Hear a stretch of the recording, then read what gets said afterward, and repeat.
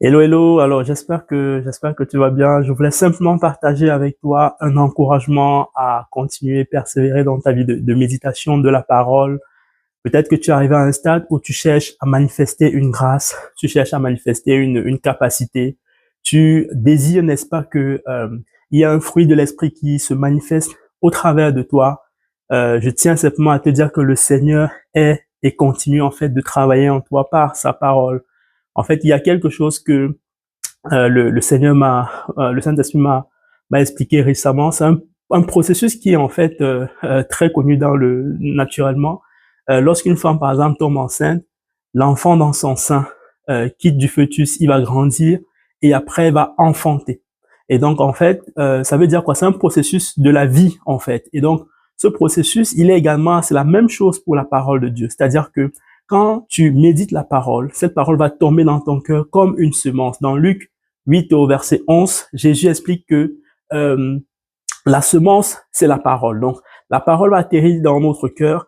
On a médité, elle atterrit dans notre cœur. Peut-être que on ne manifeste pas tout de suite le fruit de l'esprit, mais il faut continuer de méditer sur le sujet. Si c'est l'amour qu'on veut manifester, la joie, la paix, la patience, la bienveillance, ainsi de suite.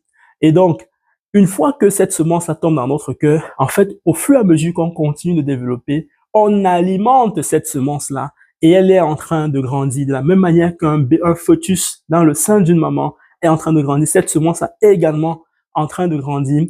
Et à un moment donné, va venir un temps où on va commencer à manifester ce fruit. Ça veut donc dire que là, c'est un peu comme l'état de l'enfantement. Donc, ce qui était à l'intérieur au fur et à mesure qu'on méditait, maintenant, ce n'est plus quelque chose qui reste à l'intérieur, c'est quelque chose qui maintenant devient manifeste, devient visible. Voilà, donc c'est ce que je voulais partager avec toi pour continuer, t'encourager en fait à persévérer dans ta vie de méditation. Il y a peut-être un fruit de l'esprit donc que tu veux manifester et depuis tu médites sur le sujet en question, tu écoutes les enseignements mais tu as l'impression qu'il n'y a rien qui se passe. En fait, il y a quelque chose qui est en train de se passer au-dedans de toi. Il y a une construction qui est en train de se faire. Vous voyez, lorsqu'on est par exemple en train de bâtir, de construire un bâtiment, on commence par les fondations. Parfois, on peut regarder le bâtiment de loin, le terrain de loin.